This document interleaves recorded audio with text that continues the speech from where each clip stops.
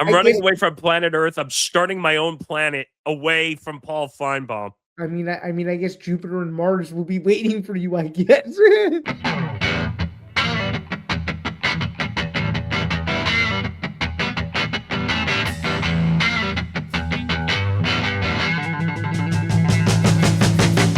Welcome to episode 309 of Empty the Bench here on the Empty the Bench Network. He's Zain Bando. I'm Nick Morgasen.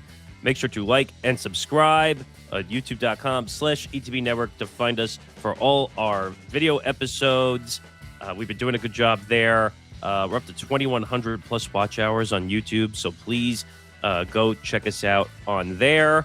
If you can't listen to the video site, listen to Empty the Bench wherever you get your podcasts. And if you're looking to follow us on social media, our show at ETB Sports, Twitter, Instagram, TikTok, at ETB Sports. Follow the Empty the Bench Network at ETB Network, Twitter, Instagram, TikTok. And just make sure you join our community and really get involved as we continue to grow this network. We got a lot to get into this week. Obviously, it's the beginning of March Madness. So we are going to get in and we are going to break down the bracket. Zain did a bracket reveal with Will Charlton, noteworthy in the NCAA, on Monday. So you had a chance to really dissect the full bracket. Yes, and then on Monday night, also, I released a Bando's bonus edition that broke down my specific bracket in under 5 minutes. So if you need supplemental March Madness bracket content, if you will, you'll be able to get that. And for those of you who are listening on the audio only side, well before the games get underway on Thursday, and you need last minute predictions, you have those two things at your disposal as well. So just as a heads up about that. So yes, so we're going to spend a good amount of the episode on the bracket. There's a lot to talk about in the bracket. Some ranking issues, including St. John's, which a lot of people were upset about them being ranked, being a number 5 seed, and a lot of people said that Duke shouldn't have been a 1 seed. Some people were saying also due to injuries and all that stuff. So we'll break down the entire bracket. We'll go through some picks. We'll do some Final Fours. I finally got to my bracket, finally. Well, that's good.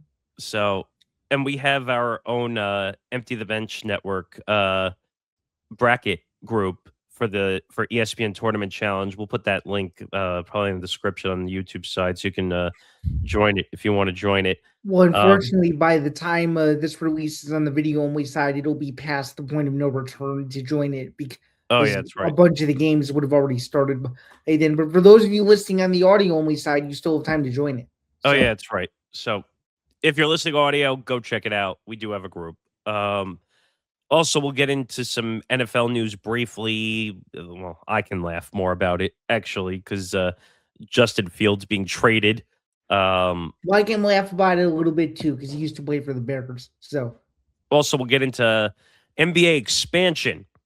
And you're like, but Nick, the NBA is already making billions of dollars. What do you mean they're expanding? Yeah, they're expanding. They're talking about going back to Seattle with the Supersonics.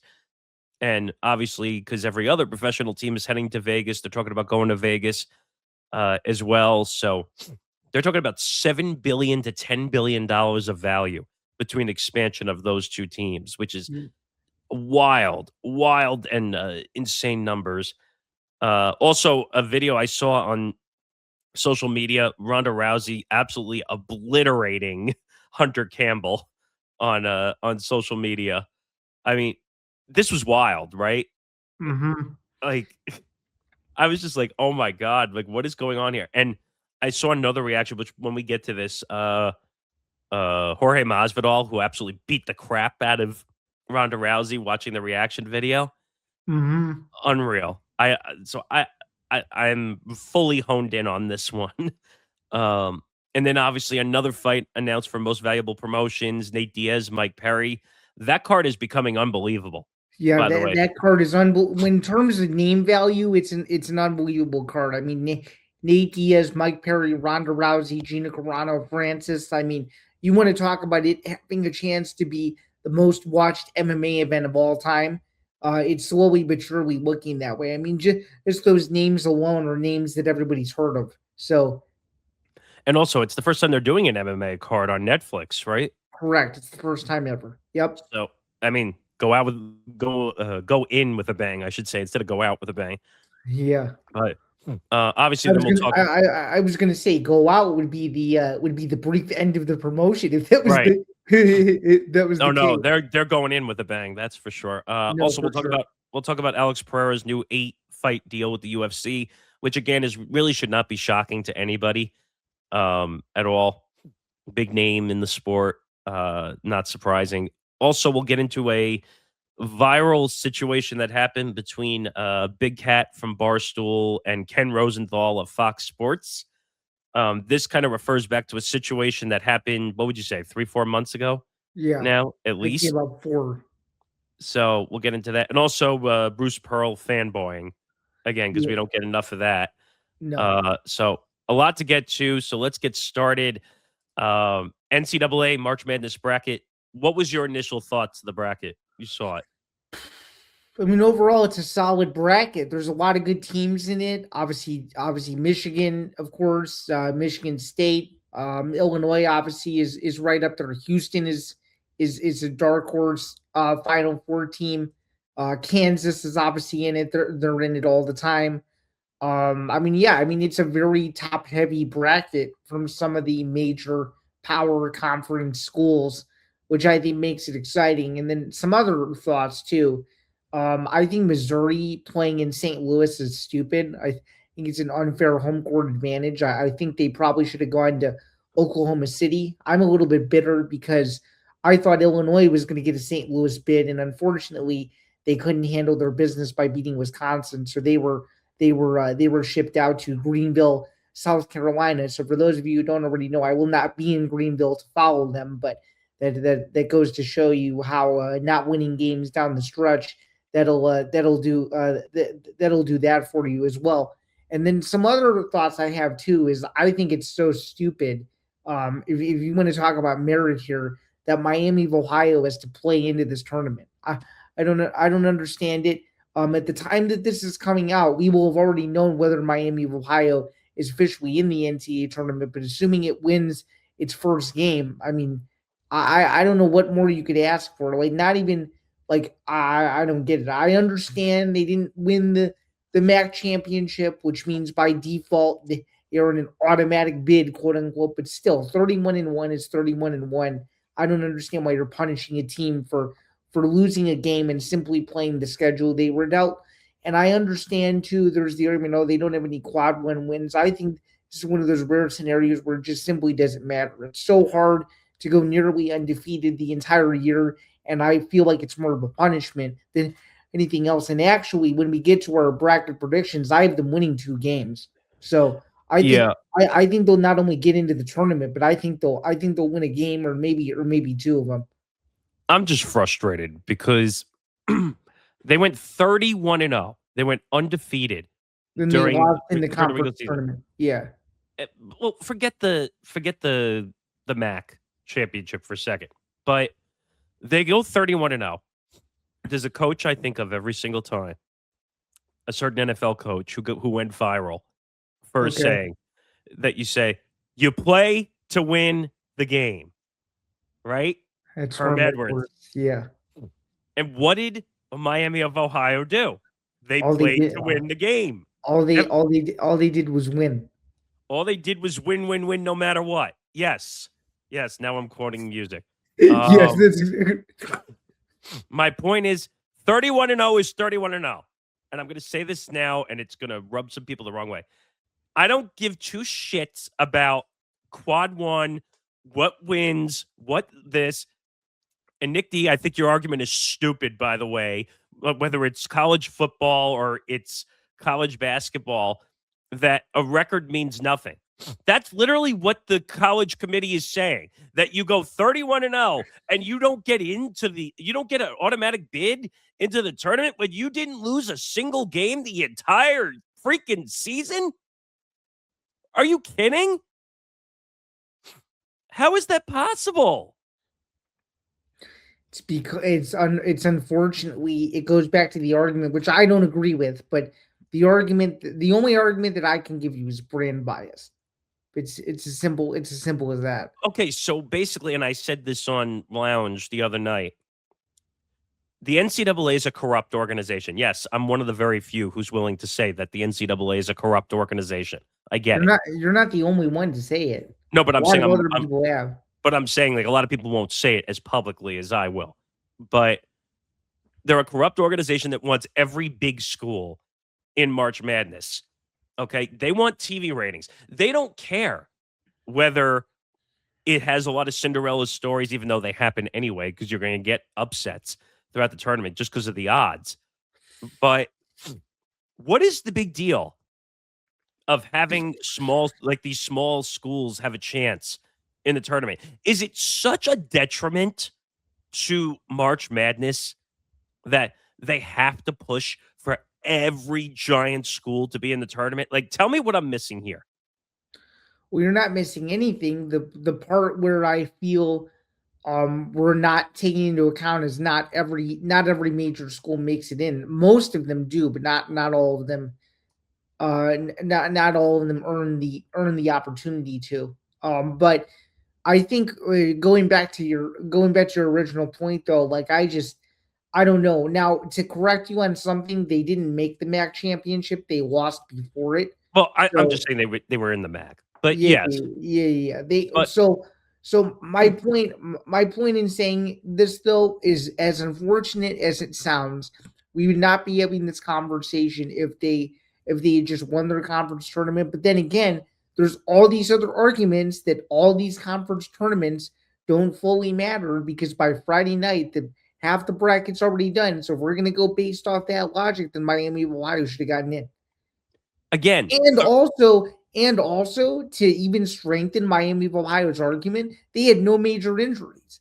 So therefore, there's no excuse. It's not like their best player was injured, and that's the reason why they were delegated to the to the play-in game. Like they were a fully healthy team, and to even make matters worse, Travis Steele, their coach, had a chance to try to get major power teams to play them, and no one wanted to play them. So it's nobody's fault other than all of these other teams not willing to give Miami of Ohio a chance. I don't understand it. I'm just frustrated by the fact that you did what you needed to do. You won games, and we're not rewarding winning games.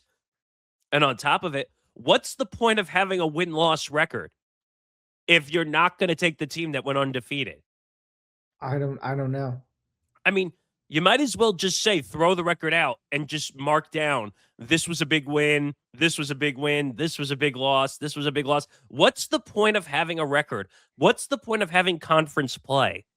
What is the point of playing these games and saying, "Oh, I beat this team over this team"? You didn't lose any games. That's what I'm not following. And then just some other effed up things like St. John's has to travel all the way out to the West Coast. Yeah. How effed up is that? Well, it's messed up, but also they have to follow the rule where if you're I don't know if Buffalo is It is. no, I'm saying is it hosted by St. John's? That I don't know. But okay, because the rule is if it's hosted by the school, then the school can't play in it unless they're a number one overall seed, which St. John's wasn't. Therefore, they can't play in if it's being hosted in if they're hosting the Buffalo, New York portion of this, then they can't be in it. So they had to go somewhere else. right. I don't know. I find that bizarre that they're making them travel all the way across the coast to play the tournament. I'm trying to look it up to see if they're considered the host, but it doesn't say anything about it. Oh, okay. Okay. Interesting. Because usually their home games are at where is it? Karoneska Arena on campus or at Madison Square Garden. So correct. So technically that wouldn't be a home game for them, wouldn't it? Right. But I'm saying that there's got to be a host school attached to every regional of the tournament, though. So I was just wondering if they were the host school of that regional or not. That was it. Yeah, That's but all. that's kind of effed up, making them travel all the way across the coast to play their games. No, no, I agree with you. Just looking through some of the rest of the bracket, my school made it. LIU actually made it into the tournament. They're going to get clobbered by Arizona, but I guess you could say at least they made the tournament, right?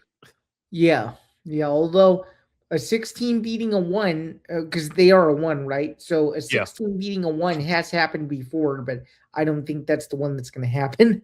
that was Fairleigh Dickinson, right? I believe no, it was UMBC versus Virginia. Fairleigh Dickinson was a 15 and Purdue was a 2, I think, when that happened. Oh, you're right. Okay. Well, actually, it happened twice.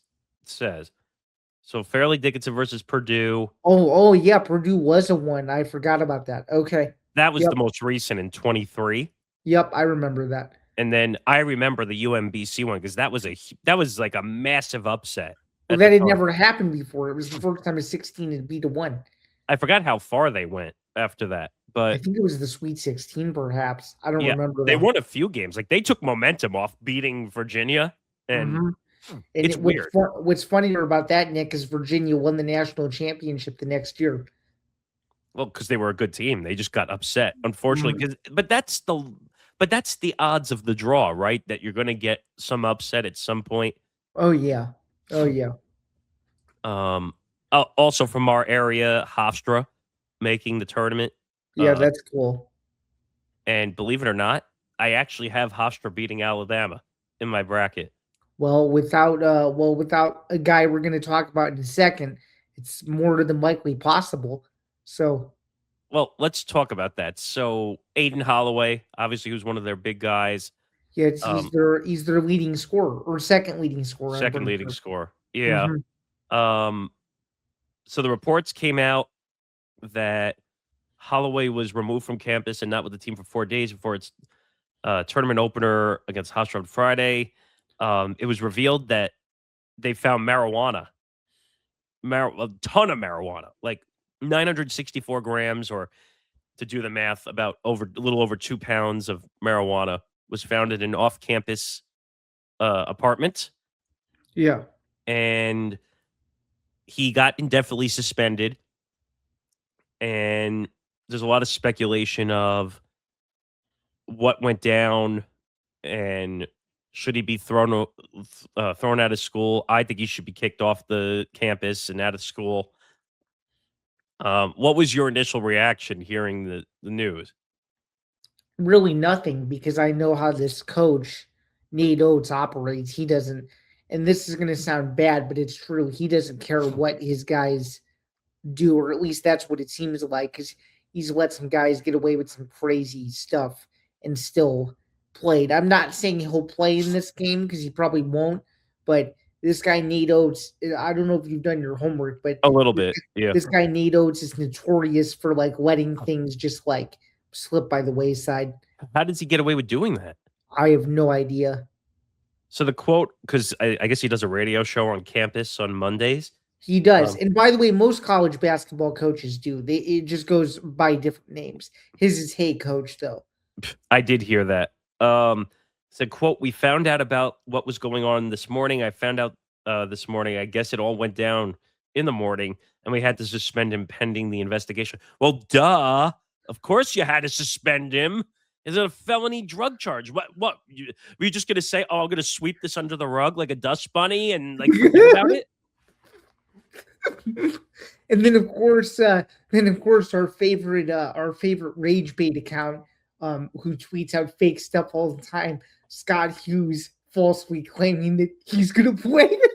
Just so you know, Scott Hughes is like the biggest rage baiter of all time. He's a fake account. I know.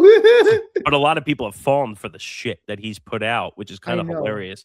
I know. Um, he goes on to say, "We're certainly, quote, we're certainly disappointed in his behavior, but that being said, we still love him. He's still our guy." He had 964 grams. of marijuana, over 2 pounds of marijuana, and you still love the guy. Help me here. You're more the college guy than me. Help me here. I'm not understanding. That's what happens when money trumps everything. I That's what I think. I understand, but he's got to be cut, right? Yeah, I don't think he should be on the team until the investigation is all done. No, but I'm saying if he gets a felony charge, he should be off the team. No, for sure. Absolutely. According to the Tuscaloosa County Police, Holloway was arrested Monday and transported to the Tuscaloosa County Jail after agents with the West Alabama Narcotics Task Force searched a local residence and, quote, recovered more than a pound of marijuana, paraphernalia, and cash. And this is where I think it's suspicious is they were just playing in the SEC tournament not that long ago. So after they were eliminated, he probably went and took care of business, and he thought he could get away with it. So oh no, he took care of business and then went and took care of some other business while he was at it.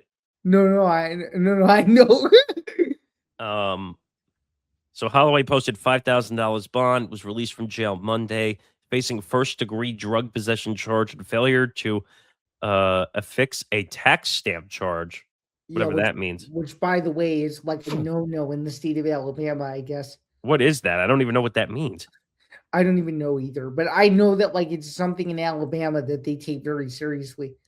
In the state of Alabama, a first-degree drug possession charge can carry a penalty of up to 10 years in jail. Okay, he's not getting 10 years in jail. Give me a break. He's an athlete, for crying out loud. He's not getting 10 years in jail. No, and he's only like 19 or 20 years old.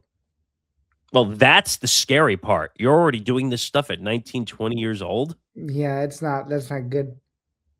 I think Hofstra has a chance. Yeah, I really do. And by the time this comes out, it'll be perfect timing because the game is what, Friday night or during the day? I think it's during the day, but I'll check for you.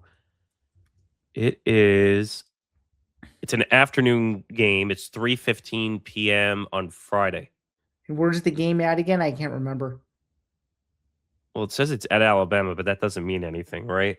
No, I mean like where's the regional at?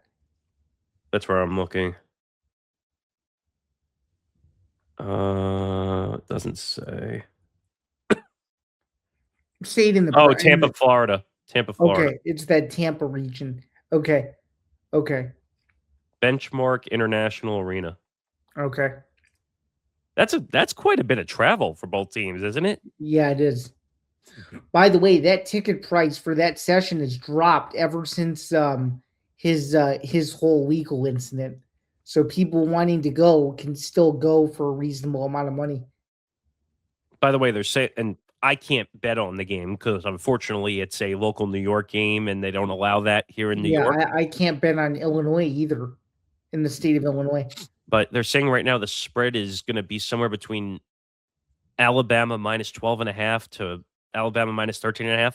Take the plus. Take the plus. That's one of their big scores. I would take the plus. I would take the first half cover. I'm not sure about the game though, because they'll give them a game in the first half at least.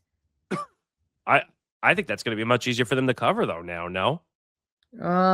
We'll see. They still have other guys who can score, but losing Holloway, it certainly doesn't help their cause. So. I was going to look up, and I forgot to look this up, LIU versus Arizona spread, because I'm sure that's outrageous. Oh, LIU is probably a 30-point underdog, I bet. Okay, so Arizona's a 31.5-point favorite. Yeah, I wasn't that far off. See, if you asked me, like, if you're betting on this game, I'd take the plus points, because I don't, in the tournament, anything goes, right? I mean... Yeah, but this is also a 16 versus a 1, so it's one of those where I think the first half is going to tell you how the rest of the game is going to go, I think. I just think winning by 31.5 is, as a spread, is insane. Mm-hmm. Let's see, what else do we want to look at in the bracket? Oh, I have St. John's going to the Final Four. Oh, actually. You do? Oh, okay. Speaking of the Final Four, do you want to move to the Final Four now? Yeah, let's take a look at the final four. Here, I'm going So to share my screen so you can see my bracket. Hang on. you and I are probably gonna have completely different final fours, probably. Oh, I would almost assume that. But I mean, I picked a lot of lower seeds, but Okay, let's see here. Let's see here. but this tournament was interesting. Picking some of the games, it was hard to pick some upsets though in this It was. tournament. Oh, you think so? I thought it was a little hard. Okay, let's see here. All right, so Okay, so for those on the audio only side, I have the bracket pulled up. I have my bracket pulled up. I have Duke winning the whole thing. Here's my final four: Duke versus Houston and Arkansas, and Stephen A. Smith's favorite player versus Michigan. He loves Arkansas. He's like overly obsessed. It's And kind then of funny. Here's a little bit more of my bracket. I do have Illinois going to the Sweet 16, and no, that isn't biased. I do think the way their bracket is set up, they have a real good chance to go to the Sweet 16, especially since North Carolina does not have Caleb Wilson. But I do think they'll be able to squeak by VCU in the first game. Some major upsets in the first round. Let's take a look at who I have here. I've got Iowa and 9 seed to knock off Clemson. I have St. Louis over Georgia. I have Akron to upset Texas Tech. I do think Alabama will still be able to pull away from Hofstra. I don't think Hofstra's pulling off that upset. And I do think Miami of Ohio, assuming they can beat SMU in the first four game, will knock off Tennessee. And whoever wins that game is going to lose to Virginia. And then let's see if I have any others that are interesting. Yeah, I mean that's essentially a good chunk of my bracket at least. Let's see what else there is. I mean, it was hard. It literally was hard for me to pick upsets on this bracket this year for the first time in a while. Oh, and then another upset I have up here going back up to the top of this. South Florida to knock off Louisville before it loses to Michigan State. And I actually have BYU knocking off Purdue to advance to play Arkansas. And I do think Arizona goes down to Arkansas, which is what led to my Final Four. So that's kind of my bracket in a nutshell. I think a lot of it's going to go pretty well. I'm a little bit worried about some of these major teams getting beat, but we shall see what happens. And then I'll let you share your bracket as well. All right, so let's do that. It's gonna be a little hard to see, but I had Duke pretty much riding until the the Sweet 16, and I had St. John's. I think St. John's is going to play angry this tournament. Okay. I think because they got underseeded. I think in this tournament. Just looking through the bracket, I don't think I had very many upsets. Had UConn going all the way through. I want to see your bottom bracket. But just so I'm like, obviously Arizona making it all the way through. Really, really Arizona has not made the Final Four since 01. You think this is the year they finally do it? Everyone's saying Arizona is the best team in the country this year. That's a good point. See if I had anything else. I have Arizona as my winner, by the way. Okay, that's a bold. By the way, taking a number 1 seed, Nick, is very risky because the overall, at least an overall number 1 seed is not won in a long time. I just think they're an overall insane team. Everyone is saying. What else do I have? Just going down here. No real upsets really. Oh, I had Iowa over Clemson. Okay, so we agree on that. Let's see what else. Everything else. Oh, I have Illinois also going all the way to the Sweet 16. Okay, so we agree on that. And then I think Houston is going to obliterate them, possibly. I think so too. I'm already mentally preparing for it. Houston's just an incredible juggernaut of a team the past couple of tournaments. No, it's true. It's true. But I think Florida is going to beat them eventually on that side of the bracket. So you have Nebraska winning a couple games. You know they've never won an NCAA tournament game before. So you're banking on them to win a couple. I think they're going to win. I think they're going to win a couple. You think you trust Fred Hoiberg to get a couple in there? That's what it. I love Fred Hoiberg just because of the amount of funny viral clips that have come out from him before. No, I know. But eventually they're going to get obliterated by Florida when they get that far in the bracket. Michigan is Michigan. I think they're going to win. Like I said, I have Hofstra beating Alabama just because of the whole situation. If not, I think they'll at least cover the number. How far do you have Michigan going again? I didn't see the bottom part. I have Michigan. I had Michigan, Iowa State on one side. Or Michigan, Arizona. Well, I'm just saying. And then up here I have Michigan, Arizona, and St. John's in Florida. Okay, so you have a 5 versus a 1 and a 1 versus a 1. Okay, interesting. And I think that's where St. John's, I think, finally falters after having like a huge tournament because I think mentally it's going to exhaust them at some point. Okay. Yeah, you're going to have a lot of pissed off people, Nick, if your Final Four comes true because you're not going to have a Big Ten team winning it. And you know it's been 26 years since a Big Ten team has won this thing. Well, maybe it's time for a little bit of difference, no? I mean, like, just because a Big Ten team wins all the time, like no. You have it backwards. They haven't won one in 20 they haven't won. Yeah. So it would continue a trend based on your Final Four. Yeah, so I have a 1 versus a 1. I think Arizona wins. I think it's their time to win. I think they're the best team in the country. Oh, by the way, if Florida goes to the national championship, that's 2 years in a row because they went to it last year and they beat Houston. Yes. Yeah, that would be very interesting. Yeah, you have a couple you have a couple upsets though. There's a few picks I don't fully agree with, but we'll see. We'll see. That St. Louis Georgia one, I was torn on that for a while. I'm opposite of you, but I can see Georgia winning that too. Yeah, I like my bracket for the most part. I hope Arizona makes it because they keep saying they're the best team in the country. Mm-hmm. But I guess we'll see what happens going forward.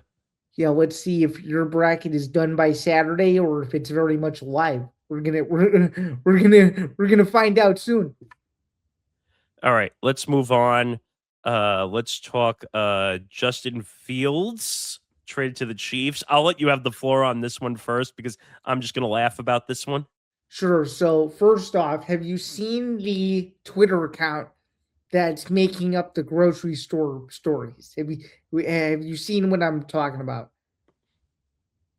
No. So there's a guy who made up a fake story that Justin Fields tried to get away with not paying for groceries, and it was an interactive conversation, but apparently it ended up being fake because this guy tweets about celebrity interactions all the time that aren't real. It was tweeted by the NFL news account.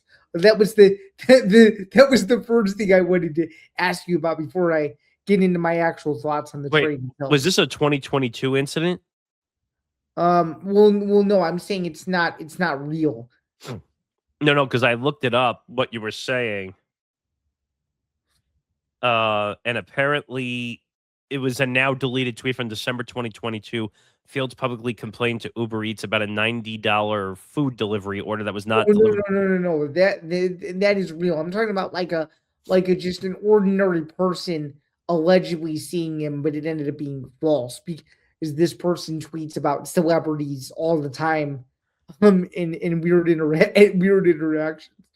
But nonetheless, though, as far as the trade is concerned, this is good for him because he's finally on a good team. But it doesn't mean he's gonna play. I mean, this is still Patrick Mahomes' team until Mahomes gets hurt. Is he a suitable backup in the NFL anymore? I don't think so. I think this is simply a waste of a roster spot. What do you think? It's a waste of a waste of a roster spot. Easy for me to say. Yeah, geez. I was like, where are you going with that, my guy? That's all right. I'm on my Michael Jordan sick game today. No, you are. Well, you sound the best you can, so I'll give you that. I'm a lot better than yesterday. Let's put it that way. This is such a wasted trade. I mean, surprisingly, the Jets got anything. I don't know. Like he's gonna sit on the bench, kind of like Kyle Orton got to deal with the Cowboys for $10 million to sit on the bench, basically behind Tony Romo. And well, yeah, it's one of those trades where you just scratch your head and you're just like, all right, the Jets are jetsing, and then they go back and they get Geno Smith, and you're just like, all right, what are the Jets doing?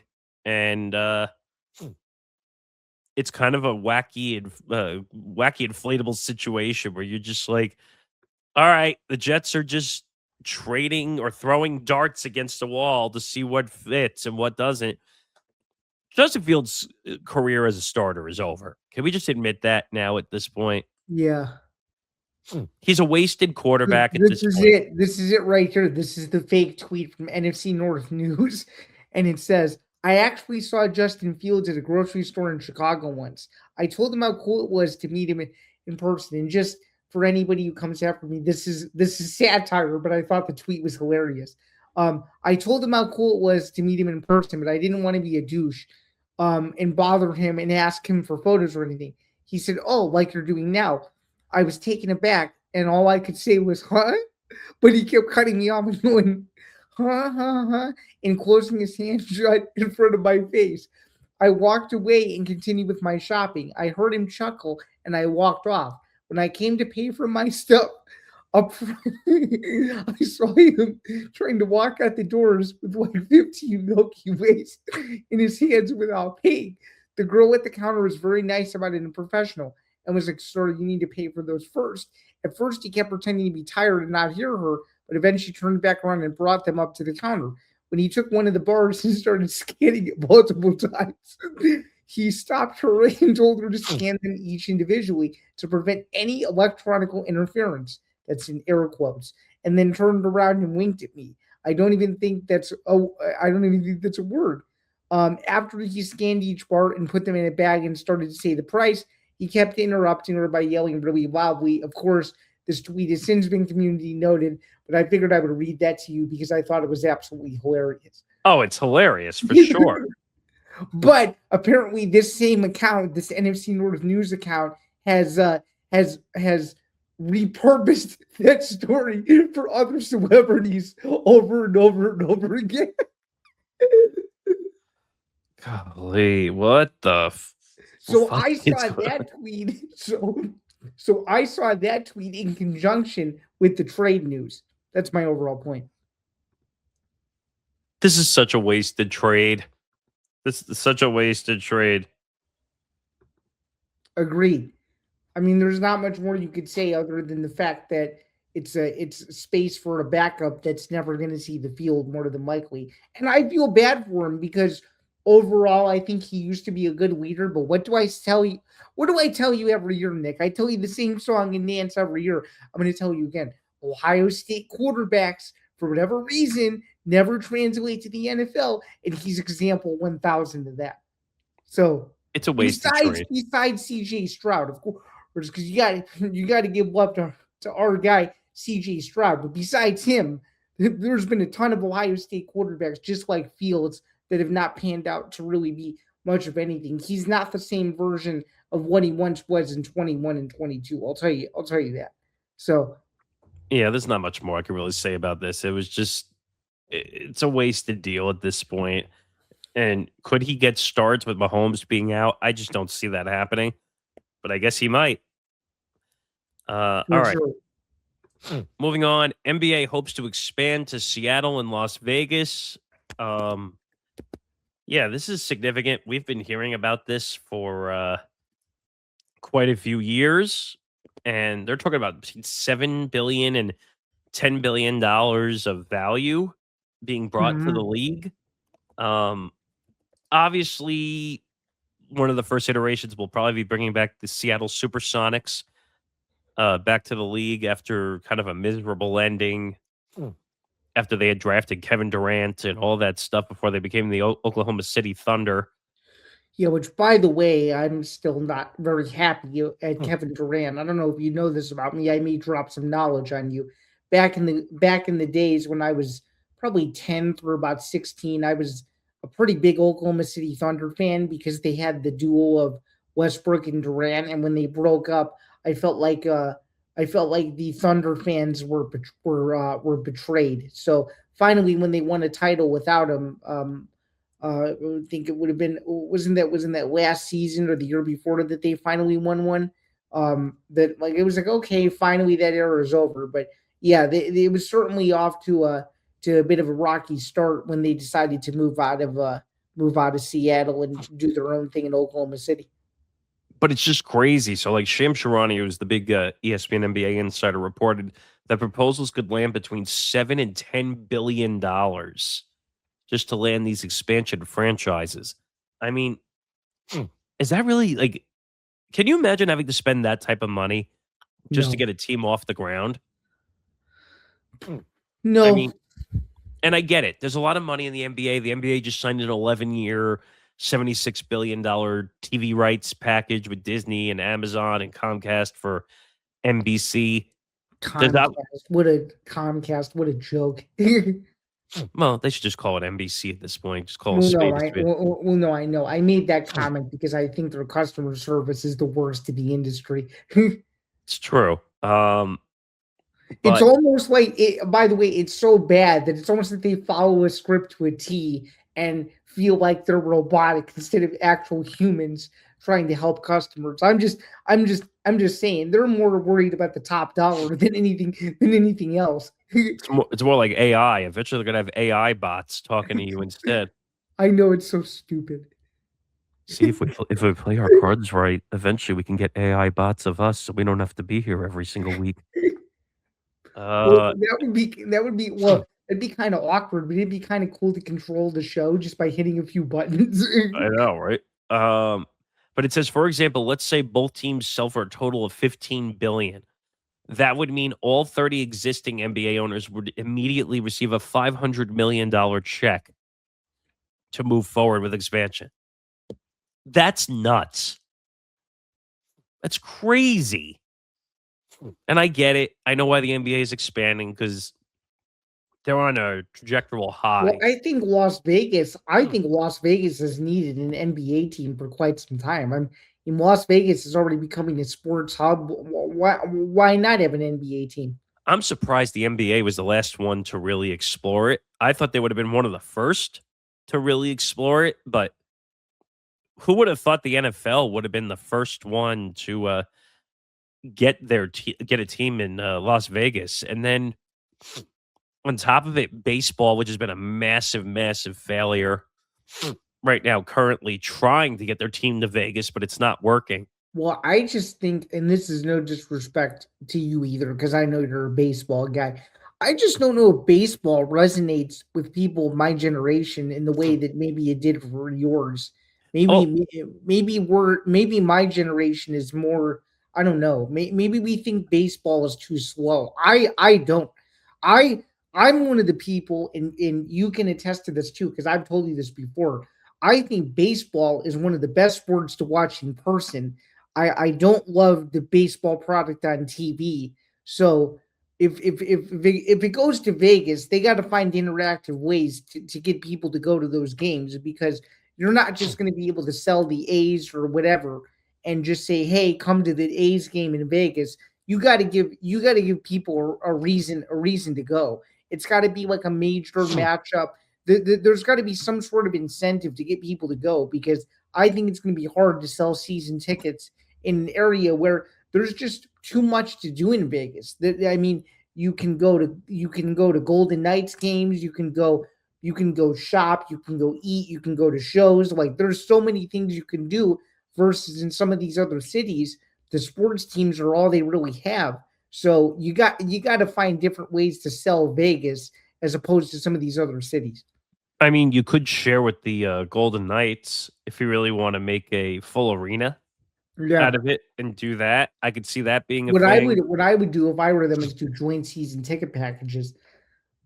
They could. So what you do is you do an all in price.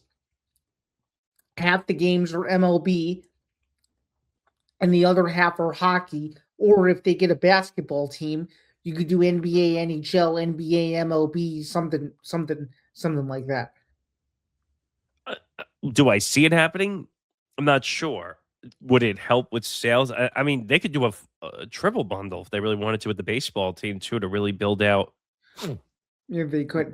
to And build I out can the team. attest too, there's some good perks of being a season ticket holder. Like now, like they really go all out. Like you get exclusive benefits, you get a free subscription to MLB TV. Like they give you a lot of stuff that kind of incentivizes you to like follow the train, if you will. So they gotta come up with some new ideas, I think.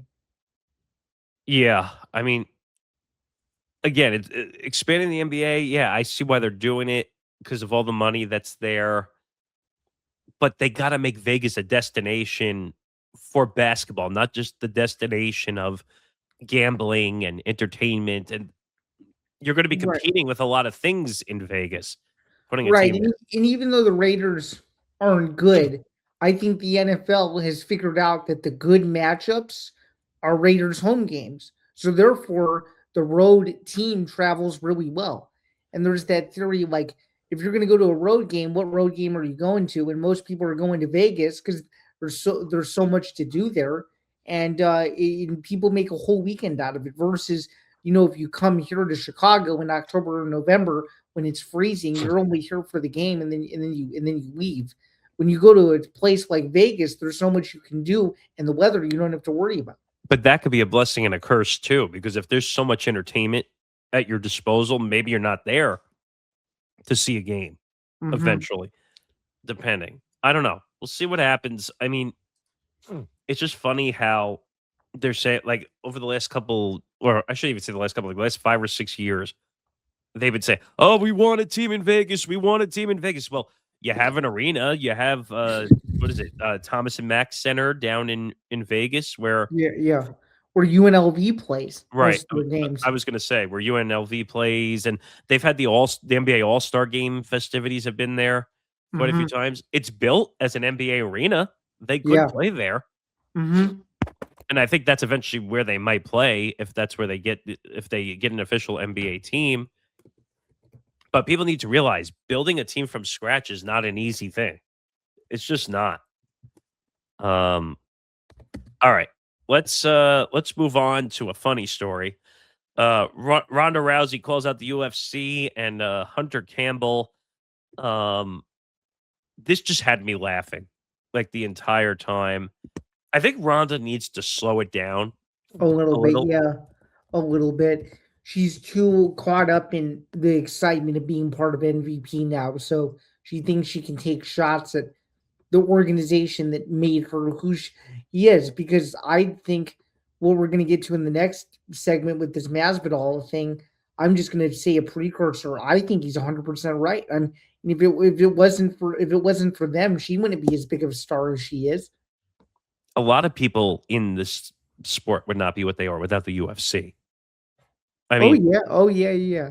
the UFC was really the only competitive fighting that you could really do that made the most value at the Right. I time. mean, unless you wanted to go to Strike Force, but the WEC had the lighter weight classes, so mainly the UFC was the premier MMA promotion and still is. But yeah, yeah. But just her tweet or not even her tweet, her comments basically say, "Oh, it's personal. I'm after Dana White. Now I'm after Hunter Campbell." Which doesn't make sense because she went on and did a different interview where it seemed like everything was cool, and according to her, he said, "Oh, I want you to go out and make the most money for yourself. Don't worry about me." And now she's spinning the narrative and saying something totally different. So Yeah, which one? So, but wait so a which minute. one is it? Would you say this is a little bit of the WWE Mm-hmm. inside of her still Mm-hmm. slightly where she feels she has to like drum up drama just Is to it make it 100%? Yeah. which doesn't make sense because it's set. This fight wouldn't happen unless she's anticipating like coming back to MMA, right, and really making a Right. run I at it. mean, she was the one who proposed the fight. When it comes to Carano, Rousey kind of dragged her along with it. That's why this fight is possible. But just reading the quotes, "Welcome to the revolution, Nate Diaz." She wrote in a deleted post. Oh, she deleted it. I didn't realize she deleted it. You know what I'm going to say about that now, right? What are you gonna say about it? Coward. Did somebody tell her to delete it, or did she delete it? Oh, I'm sure somebody from MVP probably told her to delete it. Oh, okay. But in a since deleted post, it's fighters versus the establishment. We're gonna win. May 16th, only on Netflix. P.S. Hunter Campbell. Uh, some of it is bleeped out, so I don't know exactly what the words are. Okay. Keyword off the wrong B word. Oh, I'm assuming pissing off the wrong bitch. Okay. I'm coming for your job, MFer. Yeah, I don't think she would survive Hunter Campbell's job, unfortunately. Does she really think that this is WWE and that she's just gonna? I'm sorry, MMA is not WWE. No, it's not, and neither is WWE MMA. Both things can't be mutually exclusive. But tell me what the prerogative is here, because She's just trying to hype up a rivalry that doesn't exist. That's all. That's all it is. I mean, She's trying to make up a narrative so people who are the casuals who haven't watched a fight in 10 years since her last fight can go on and defend her, and that's all it is. It's all smoke and mirrors. you know what though? It kind of makes sense though that Ronda is acting this way because she's under a promotion that's run by another idiot at the same time that that purposely will drum up fake drama just to make attention for himself. Jake Paul. Yes. Yeah. Do you see where I'm going with that theory Yeah, slightly? it's almost like they're becoming mouthpieces for each other, and it's almost like she was being told, "Oh, don't like them anymore." Or just say, "Oh, you when you go up to the press conference, just say you hate Dana White and that you're going to basically beat the crap out of Hunter Campbell." Like that doesn't solve anything. Like I already was going to watch the fight regardless. Okay? Like you didn't need to do all this extra hyping. Like Right. you were going to watch the fight regardless. I was going to watch the card regardless. Like all this does is cause more bridge burning, which she obviously doesn't care about. No, she doesn't, and she's gonna make herself look like a fool if she wins and says something she shouldn't say. See, this is going to sound bad coming from me, but I kind of hope Gina Carano wins the fight. Oh, I think a lot of people are rooting for her. I actually think she has more of a chance than people are giving her. I Though. know, I know. You're one of the few people who believes in her. I know. Well, I think people just almost want to believe in her because of how annoying Ronda Well, is. and Gina's been super humble. If you haven't noticed. I did notice because, and then what was the other thing I said? Oh, Cyborg. Did you see the Cyborg thing? Yeah, Also, yeah, yeah, really, Ronda? Like, yeah, really? yeah. What? Like, what? Tell me what that was accomplishing. Nothing, because the fight never happened. But I'm saying Cyborg, I think would beat the crap out of Ronda. Oh, that's what a lot of people believed 10 years ago, that Cyborg was going to beat her.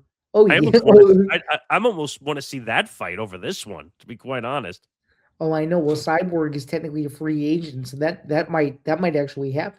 can you imagine if Cyborg was brought into MVP and that was like the That'd be that'd be awesome. I'd make a personal trip out just to go see that, and I don't usually make time for other promotions like that to go in person. But if those two ever finally fought, I'd go to I'd go to that for sure. But There's no, but I'm basically saying is so if Ronda somehow wins, which for the most part she might, but if Ronda wins, that was like the follow up fight, like right that would be after it. that'd be that'd be awesome. And you know what? If that were to happen, then I guess Ronda could technically talk as much as she wanted because she could say she won a fight and then she's willing to take on the next fighter. Yeah. But But I will say, I don't know how much we talked a little bit about the press conference last week, but We did. And by the way, just so you know, and maybe you haven't gotten to this idea yet, but I'm going to help you out. So MVP's whole idea with this whole MMA thing is they want to try to get as big names as possible name brand. Yeah. so people can watch. It's not about putting on the best fights possible. It's about giving people names that people have heard of so they hope people tune in. That's Well, the that's why whole. they have the whole BS with Floyd and whatever, don't they? Well, no, that's not them. That's way separate. That's Manny Pacquiao Promotions. They have nothing to. They Oh, have I thought they were trying to get that fight. no. I They have thought not. No, they have nothing to do with it. that would have been an incredible fight if they somehow got that on MVP Oh, Promotions. that would have been unbelievable. I just don't want to, and the whole thing, because like I said, Jake could be a mouthpiece. The whole thing when Jake was calling out Francis, like while he was sitting in the front row. Yeah, that I was a little bit classless. I think Jake Paul would get schooled by Francis. He would get squashed. He could literally get squashed like a bug. If I know.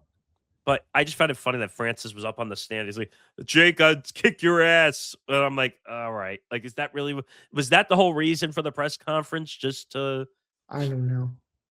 as long as we don't see Mike Tyson again, I just don't want to see that.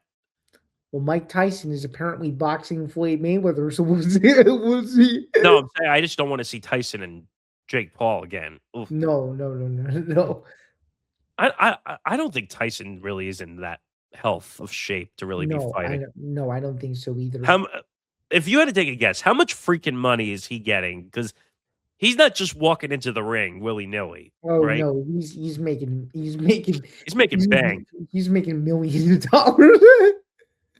I mean, how much do you think Ronda and Serrano are making? They got to be making some money for it to be worth their while, right? Carano, you mean? I was gonna say Ronda versus Amanda Serrano. Amanda Serrano would school No, her. no, That was it. Carano. No. I'm Oh, saying this fight currently. no. I know. I was just you just gave me a hypothetical. I'm like, shoot, if Ronda fought Amanda Serrano, I think Amanda Serrano might win. Oh God, eh, I think Serrano would win too. But but I'm sure they're making a couple million. I don't think it's been fully disclosed yet, but I'm sure it's half the amount of money.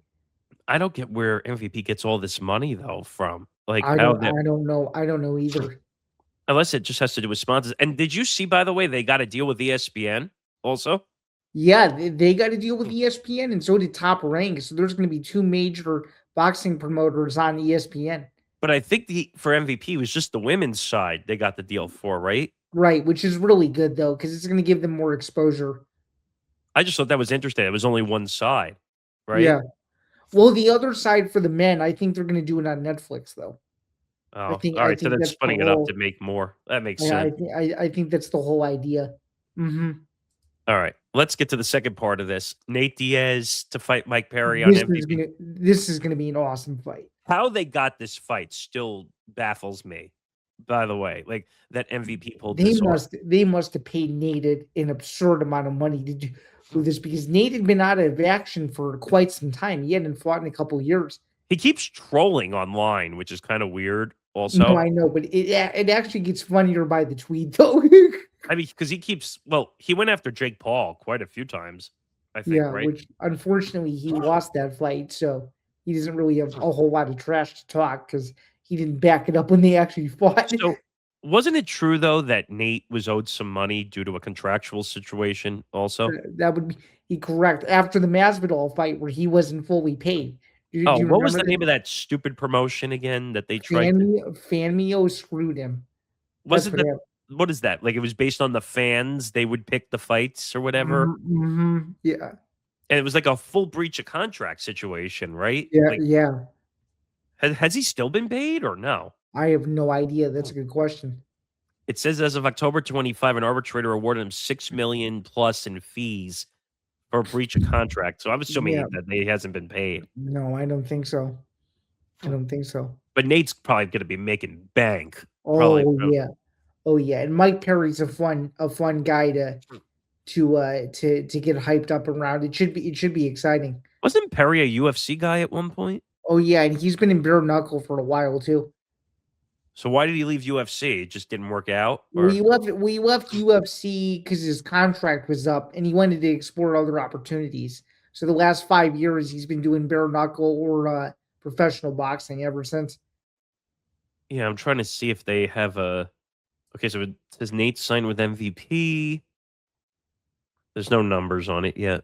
Okay. But I'm gonna say he's probably making what, 7 or 8 million, probably. I would guess, yeah. Probably it's like an 8 million to 4 million, meaning 8 million for Diaz and maybe 4 for Perry. Because Nate Diaz is the much bigger name than Perry is. That's probably a payday for Perry too, right? Oh yeah. Oh yeah. Who Oh, is yeah. the one? I forgot you told me this a couple weeks ago that you said somebody likes to have like even fighter pay. You were telling me Oh, about. that's Francis. And he said sometimes that gets his fights like screwed because he wants the fighters paid the same way. Yes, 100%. So what's the reason? Is there really any reason? Well, there's a real because Francis just wants to look for like better health care and fighter compensation and stuff and all that because he doesn't think the fighters are getting what they're truly worth. That's his whole argument. But that's not feasible technically, right? That both fighters are paid the same. From a business standpoint, no, it's not feasible. I guess we'll see. Also, staying in combat, you were talking about this a lot. Pereira signs a new 8-fight deal. You Yeah, said you said social media went nuts yeah, over this, social right? media is going crazy. There are just some wild, like just wild, degrading stuff about this. Like instead of celebrating that he got a new deal and he's moving up to heavyweight and he's gonna fight Gon and maybe win the interim title, people are talking about, oh, this is career suicide, 8-fight deal. He's not gonna make it through his contract. What's to say you when he saved the company for 3 years in a row for you to think that he won't at least fight most of this contract, if not all of it? I mean, I just he don't is understand. 38. He is 38. No, I get it, but why can't people just be happy for the guy's success? Oh It's no, clear.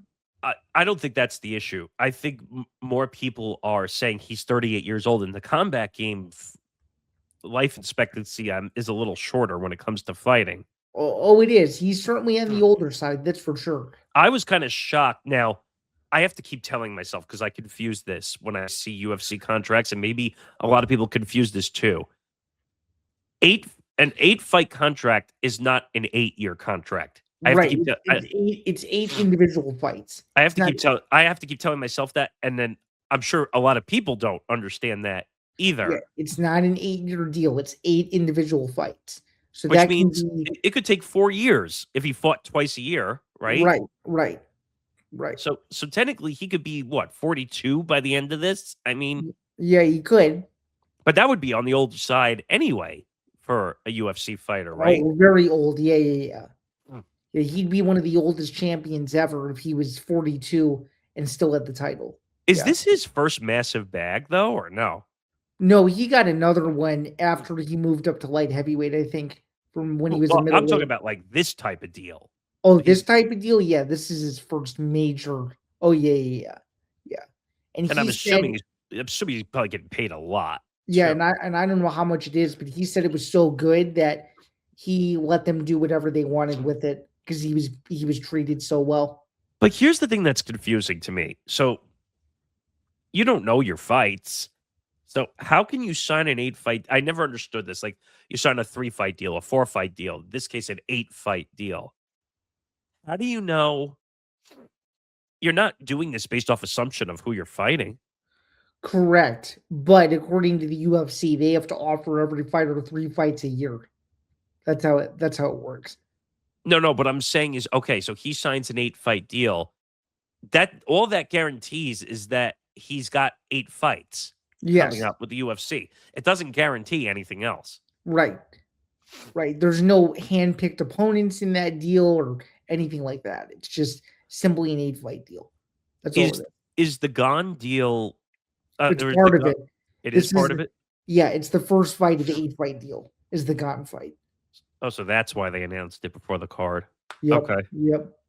Was that holding up whether he was gonna be on the card or not? I have no idea. I don't think he indicated it as such because he was asked about it, like, "Oh, were they waiting to announce it?" And he said, "No, it was already in the works, even afterward." So Yeah, I see the quote though. It says, while specific figures were not disclosed, Pereira noted a significant raise with reports indicating he'd make him one of the highest paid fighters in the promotion. I think he's probably the highest or second highest paid.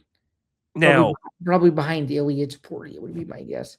now what is considered highest in the promotion? Because they've been talking about fighter pay issues for forever.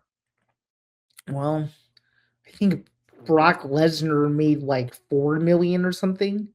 I'm not positive. I know that the highest paid ever is McGregor when he fought I think it was Eddie Alvarez in 2016. He was probably the highest paid. He was probably number one. I'm looking that up because I'm Because there are public numbers about his numbers. I know that. They're everywhere. 6.8 million for Okay. McGregor. Okay. Wow, that's still crazy too. That's considered one of the higher paid too. Yeah, he's probably blown through most of that, if not all of it. Now, do we think Connor's ever going to come back? Like, I know, like we have Pereira. This has to make Pereira like the name again now. Oh, Like, 100%. He's without question their biggest star now after this new deal. I don't think it's even close. And if so, he wins the heavyweight title, he'll be the first guy to win 3 belts in 3 different divisions. It's never happened. Middleweight, light heavyweight, and heavyweight. I mean, I already think he's the big name already. That would just cement him at the top if he were to Mhm. somehow win the belt. But Mm. does this like remove all the Connor speculation at this point? I don't know. I'm not sure. Because now with Pereira at the top again, do you really need Connor anymore? No, you probably don't. He's just kind of there as a name. That's probably it. I still think Connor is the boy who cried wolf, like every single time. Like he A said he was lot going of to fight. people a lot of people believe that. But all right, let's move on. Two more quick stories. I brought this up to you. This is a big story going on right now. Big Cat from Barstool wants Ken Rosenthal out of Fox baseball coverage. Quote saying that he's just a jerk.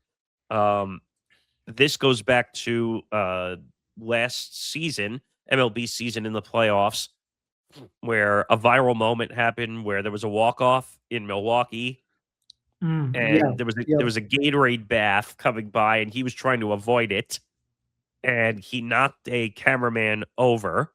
I do remember that. And if you remember, Ken Rosenthal gave the death stare of all death stares to the cameraman, and then Rosenthal got a massively bad reputation from it, and it just was not a good look. And I don't know. I mean, what do you think of Ken Rosenthal? I don't really have too much of an opinion of him just because I don't follow baseball to that close of an extent, but you can't be hitting cameramen. You can't do Well, it. Regardless of what you cover. You can't there's just certain lines you don't cross, and that's one of them. he wouldn't help the guy up like when he fell over holding the Yeah, big that's a camera. little that's a little classless. I don't understand how you can support someone like that. It was just funny though. So Big Cat was on Pardon My Take, and he basically called Rosenthal a loser and a jerk and questioned why he still has his job. And the quote was, "By the way, Ken Rosenthal, get the F out of here, dude. I'm so sick of this guy. Ever since that Brewers thing last year, he's such a loser. Get him out. I don't want him anywhere near me anymore." Yeah. Now, here's the one issue, though, in this whole scenario. Barstool has a deal with Fox, Oh, I know. and you could see how that's a little bit blurring the lines, Oh right? yeah, 100%. Oh yeah. I find it interesting in today's media culture that we don't care if we're like totally blurring the lines with distribution deals that we have, right? Like, it's one of those things where you just say, wow, like you're now, Barstool doesn't work for Fox. There is more a licensee distribution situation, but you do a show on FS1. Ken Rosenthal is part of Fox. Should you be doing that? Or what do you think of someone just crossing lines and having opinions like that? Well, you can have opinions, but you could frame it in a different way. You could say, "Oh, I don't think Ken Rosenthal is good at what he does," or you could say, "Oh, I vehemently disagree with what he did last season." But to call him out on your own public show when you know you already have a distribution deal with the company that Rosenthal works for is sort of a bad look. Yeah, I mean, it's a bad look, but at the same time, if you ask Callan, by the way, who does not like Ken Rosenthal at all, um, I don't know if you saw the story that he wrote, Ken Rosenthal, about the Padres, um, where he called the Padres a bunch of dancing peacocks. Yeah, you can't do that. And I just want to make sure I have that right. Um, but it was a bad look just because a lot of the players on the team are from the Dominican Republic. Yeah, you can't say that. That crosses racial undertones and all that stuff. I don't know.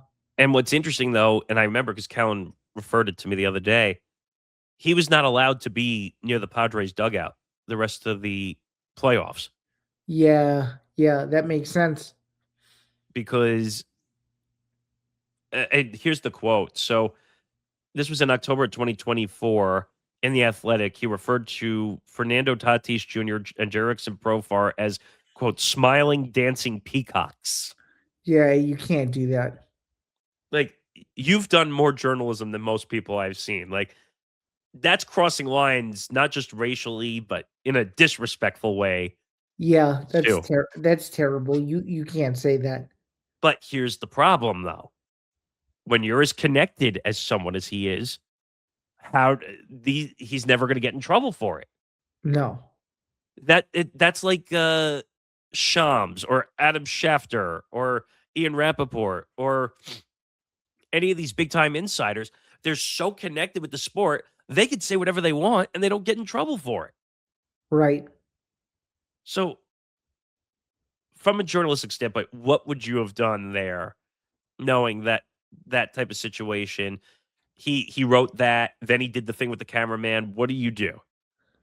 When you say what do I do? Well, I mean, what role would I be playing when you're asking this What question? consequential thing would you do? Or You suspend him and you fine him. I don't think you can fire him because of the financial headache, but you got to suspend him and you got to fine him. That's what I think. I think they should have removed him for the rest of the playoffs when that situation happened. But again, Ken Rosenthal is so synonymous with baseball that these networks think that they don't need they're forced to have him, which I just don't understand why. Um, I don't like Ken Rosenthal. Callan doesn't like him. I'd be fine if he got fired, but we all know that's not No. gonna happen. All right, last one. Uh, you want to talk about Bruce Pearl fanboys? Yeah, so he went on the selection show, and of course, as the first four in and last four out were revealed, of course, his Auburn Tigers were left out of the tournament. And he went on a bit of a crybaby rant, and he goes, "Oh, they had the toughest schedule in the country, and they weren't rewarded for it. And I don't understand how the committee can see that." First off, last I checked, 17-16 is 17-16. Number one. Number two, you have your nepo baby son as your coach, a guy who has no head coaching experience whatsoever. Number three, you guys didn't win the SEC tournament, which was your only job in order to solidify yourselves as a March Madness team. Because had they won the tournament, then we wouldn't be having this conversation and everything would be bygones.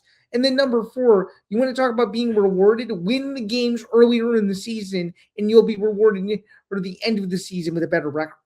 It's as I'm simple. It's as simple as that. He I'm so he is tired of Bruce Pearl. he is too fixated on being too close to a program that he once coached, and he doesn't know what unbiased in TV means yet. He And he should may never, be and he may never know. he shouldn't be an analyst. He shouldn't be as part of the selection show. And I'm assuming he's going to be part of Madness, right? Yeah, probably. What is it for this for CBS?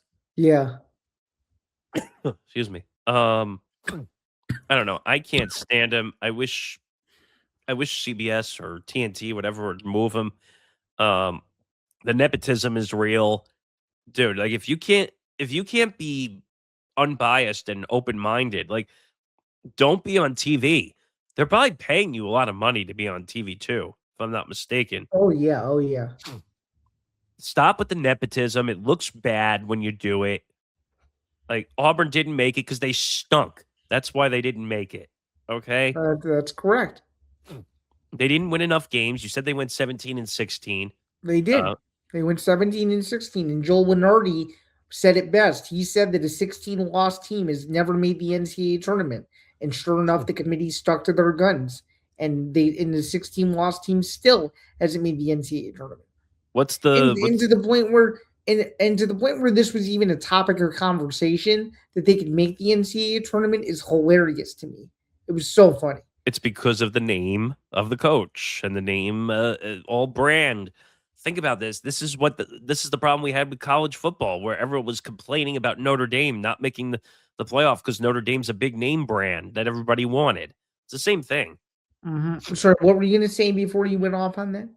No. I was just saying that I'm tired of nepotism, tired of all this nonsense. Like, dude, if you can't handle it, don't be on TV. Like, just don't do it. Like, yeah, well said. Like, go coach. I'm sure someone else will hire you again. Yeah. I'm assuming he's hireable again. He didn't do anything that stupid. Oh, 100%. Although he is a very sketchy human being, though. He did some stuff 30 years ago that Illinois fans can't stand. That's a story for another day. That's why Illinois was banned from the NCAA tournament in the early 90s, and it was all Bruce Pearl's fault, and Illinois didn't do anything wrong. It was so stupid. He tried to be Mr. Tattletale and took away a year of Illinois basketball, and that's why Illinois fans can't stand him. Wasn't he like a political BS guy also at some point? Yeah. He's like a mini version of Paul Feinbaum. Oh, Jesus. No, I don't want to hear it. If there's multiples of Paul Feinbaum, I'm running away from planet Earth. I'm just saying that now. Good luck with that. I'm running away from planet Earth. I'm starting my own planet away from Paul Feinbaum. I mean, I guess Jupiter and Mars will be waiting for you, I guess. Even though they keep saying they're going to put people on Jupiter and Mars one day. Good luck with that, science. Yeah, I don't know. I don't know about that one either. But if multiple Paul Feinbaums like take over the world, like I'm leaving planet Earth. All right, you heard it here first, ladies and gentlemen. So, all right, that'll do it for this episode. Episode 309. Make sure you follow us on social media at ETB Sports, Twitter, Instagram, Facebook for Empty the Bench. Oh, wait, you said the wrong social media, Nick. We don't use Facebook anymore, my friend. Oh, Twitter, Instagram, and TikTok. Sorry. I'm, again, still playing the Jordan game here. At ETB Sports. Follow our network, Empty the Bench Network, at ETB Network. Twitter, Instagram, TikTok, at ETB Network. Make sure to like and subscribe, youtube.com/ETB Network. As we are over 2,100 watch hours. We're more than halfway to the goal to 4,000 watch hours. Keep watching. Keep subscribing. We're almost at 1,100 subscribers. Please help us get there so we can do some more things, because when you get monetized, things come a lot faster. So we could do some more things. Also, listen to Up to the Bench wherever you get your podcasts, Spotify, Apple Podcasts, and all other podcasting platforms. Okay. Last final statement before we end the episode. Yeah, I guess just as a shameless plug, Bando's Breakdowns episode 82 will be airing tomorrow at the time that this video release comes out. So it'll be airing on Friday. And for those of you who are looking for the audio-only version of episode 81, it unfortunately does not exist because I was live from the United Center, and we figured that doing an audio-only version would have not made sense because it was hard for me to hear. But if you want the other 80 episodes, you can go back and listen to those. You can also go back and listen to the other 308 episodes of this show before this one comes out. That's a little bit of a shameless plug. And for those of you on Apple Podcasts and Spotify, sorry to disappoint you all, but we had to do, and we move on and we learn from it. So let's put it this way. You and I basically came to the conclusion that we're going to try and do some of those shows from the hotels before the game, so you get a show and not uninterrupted audio. So And unfortunately, for those who were anticipating a St. Louis live stream, it's not going to happen because unfortunately Illinois was sent to Greenville, so you will not see a live stream from me this weekend. Unfortunately, maybe when you head off to the next one, probably we'll set up. Probably, yeah. Yep. But that'll do it. Hopefully you enjoyed this week's episode. We'll be back for a nice round number, episode 310, next week. So he's Zain Bando. I'm Nick Morgasen. We will see you next week. Have a good week, everybody. Have a good one. Enjoy the tournament and cheers, everyone. Have a good week.